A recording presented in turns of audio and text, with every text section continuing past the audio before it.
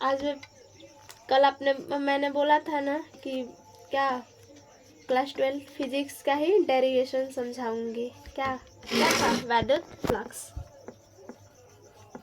वैद्युत फ्लक्स मैं छोटे से वीडियो में थोड़ा सा ही समझा देती हूँ कि वैद्युत फ्लक्स किसे कहते हैं। मैंने कल बताया भी था, आप लोगों को याद होगा या ना हो। वैद्युत क्षेत्र में स्थित किसी काल्पनिक रेखा के अभिलंबवत गुजरने वाली बल रेखाओं की संख्या उस पृष्ठ से संबंध वैद्युत फ्लक्स कहलाती है। इसे क्या डिनोट करते हैं? इसे फाई से डिनोट करते हैं। मैंने आपको उस वीडियो में नहीं बताया था कि फाई से डिनोट करते हैं, बस मैंने समझाया था कि डेरिवेशन मैं आज समझाऊंगी। तो वैद्युत फ्लक्स का डेरिवेशन के लिए हम लोग क्या करेंगे, तो मैं पहले आप लोगों को डेरिवेशन समझा देती हूँ। डेरिवेशन उसके बाद मैं बताऊंगी कि आप लोग एग्जाम में कैसे लिख सकते हैं। तो क्या होगा, फाई अनुक्रमानुपाती ई, मतलब क्या होगा, यदि बाह्य वैद्युत क्षेत्र ई में कोई अल्पांश क्षेत्र अवयव डी ए क्षेत्र अभिलंबवत से स्थिति हो, तब डी ए से गुजरने वाला अभिलंब रेखाओं की संख्या फ्लक्स की तीव्रता ई के आयव्यय के डी ए के अनुक्रमानुपाती होती है। तो डी सफिक्स ई समीकरण क्या हो गया? फर्स्ट, और फाई और क्या बोला मैंने? डी ए, मतलब तो ये समीकरण सेकेंड। तो फर्स्ट व सेकेंड से तो क्या होगा, इक्वल हो जाएंगे। फाई अनुक्रमानुपाती ई डी ए, क्योंकि सेम है ये फाई, इसलिए फाई हटाने के लिए हम लोग सोच जानते हैं कि एक नियतांक लगाएंगे। तो नियतांक क्या लिखेंगे हम लोग? के डी ई डी ए।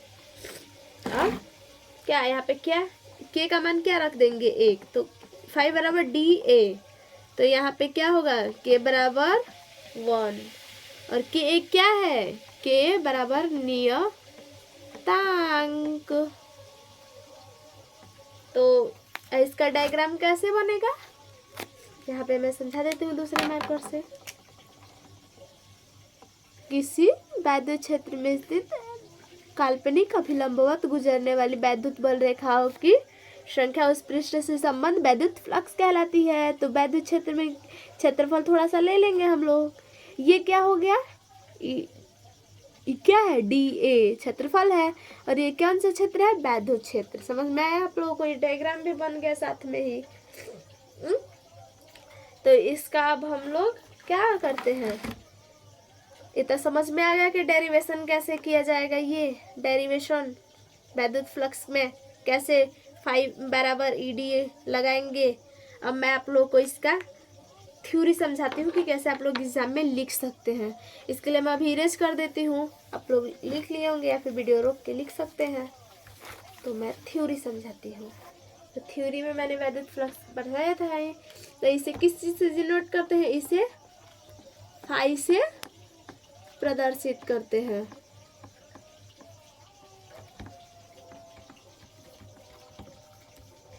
अब इसके बाद आगे स्टार्ट करते हैं कि कैसे आप लोग लिख सकते हैं। तो लिखिएगा, यदि बाह्य वैद्युत क्षेत्र ई में कोई अल्पांश क्षेत्रफल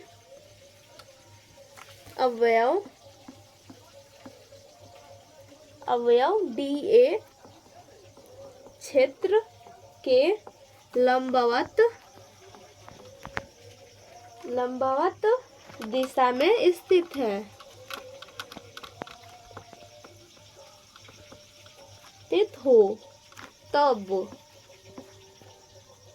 तब डीए से गुजरने वाली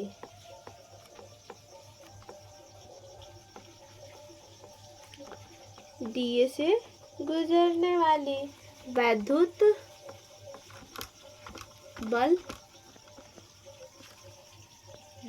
बल रेखाओं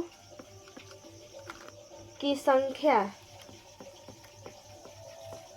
अर्थात वैद्युत फ्लक्स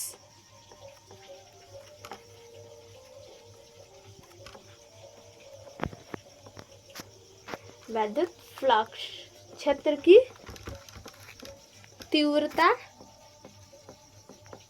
ई के ई तथा डीए के अनुक्रमानुपाती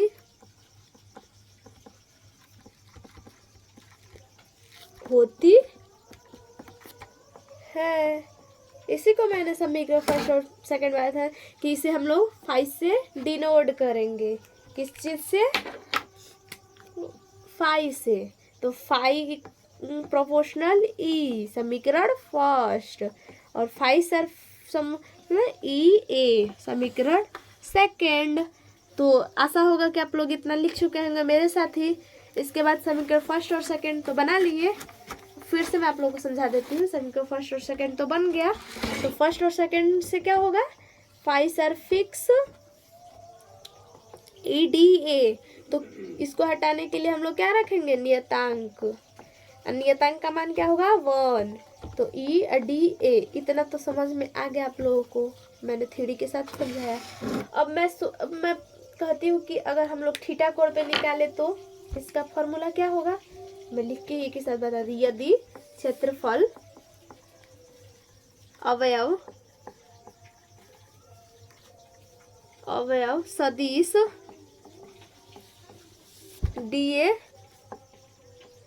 क्षेत्र ई से थीटा कोण बना रहा हो तब आप लिख लीजिएगा वैद्युत फ्लक्स से संबद्ध और लिखो फाइव सर फिक्स इक्वल वैद्युत फ्लक्स। तो E D A cos theta. इसका डायग्राम यहाँ पे मैं बना देती हूँ आप लोग को। अगर मतलब डायग्राम से अच्छे से समझ में आ जाएगा। एक छोटे से क्षेत्रफल ले लेंगे, इसका लंबावत। तो ये क्या होगा? D A cos theta. इसके इधर क्या होगा? D A sine theta. इधर क्या होगा? एक थीटा कोण बनेगा और ये डी ए होगा। समझ में आया इसका डायग्राम? तो डायग्राम बना लीजिएगा। और इसका मात्रक होता है न्यूटन मीटर स्क्वायर प्रति कूलम, अथवा होता है एक और, या हम लोग इसको वोल्ट मीटर भी कह सकते हैं। एक और मात्रक मैं बताऊं आप लोग को, कम ही टीचर बताएंगे, वेबर। इसका मात्रक वेबर भी होता है। फाइव सफिक्स ई बराबर E D A cos theta, theta के फॉर्म में। यही हम लोग बिना थीटा के करेंगे तो फाइव बराबर क्या होगा? D E D A cos E D A, बस ऑनली। तो अगली वीडियो में हम लोग पढ़ेंगे। आप लोग कमेंट करके बताइएगा कि आप लोग क्या पढ़ना चाहते हैं। मैं अगली वीडियो आप लोगों को गॉस का प्रमेय समझाऊंगी कि गॉस का प्रमेय आया तो आया कैसे है, कि अब फाइव सफिक्स ई बराबर क्यू बाई एप्सिलॉन नॉट आया कैसे है, मैं ये आप लोग को समझाऊंगी। वीडियो अगर अच्छी लगे तो लाइक एंड सब्सक्राइब जरूर करें।